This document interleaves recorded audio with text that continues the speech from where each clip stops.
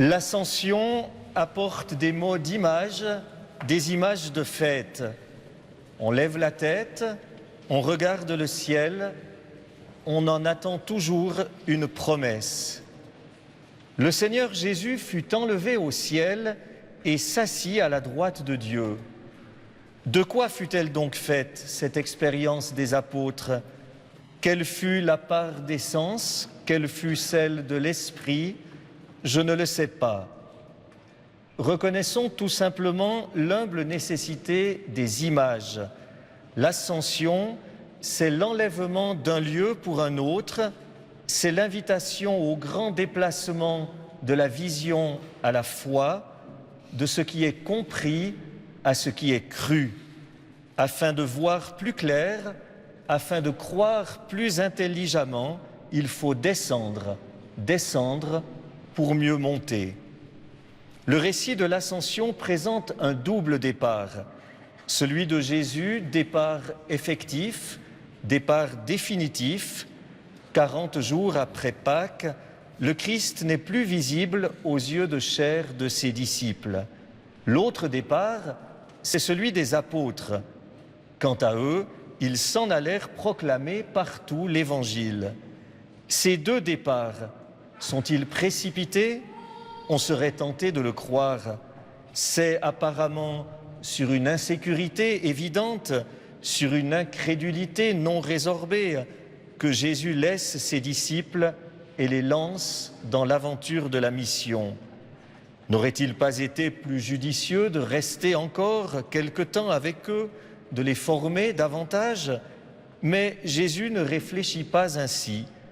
Risque calculé ou géniale improvisation, la question ne s'enferme pas dans ces termes.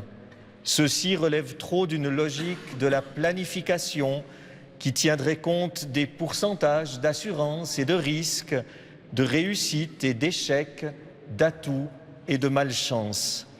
On voudrait trop souvent assurer la moisson avant de risquer les semailles.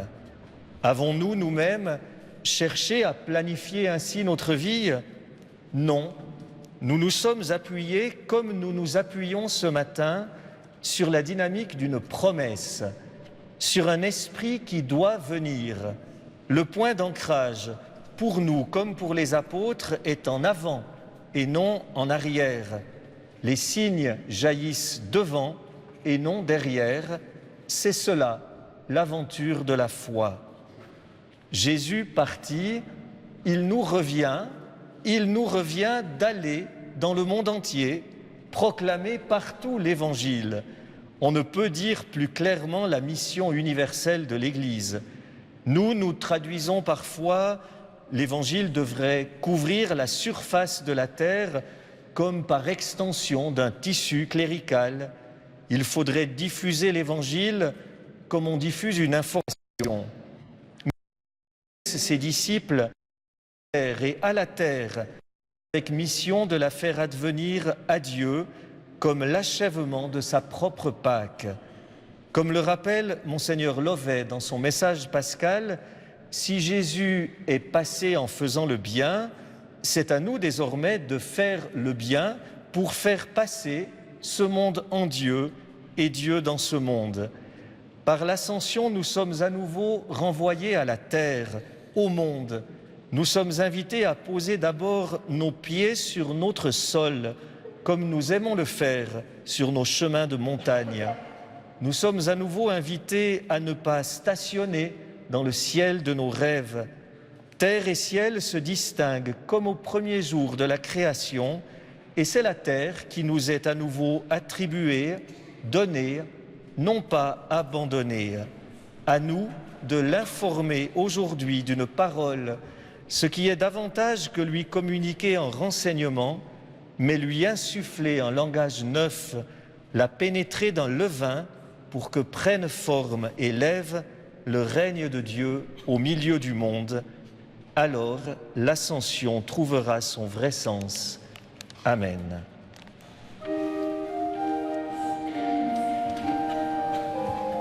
Retrouvez le texte de l'homélie du vicaire général Pierre-Yves Maillard sur le site de cat.ch, cath.ch, ou en envoyant un courriel à messe@rts.ch.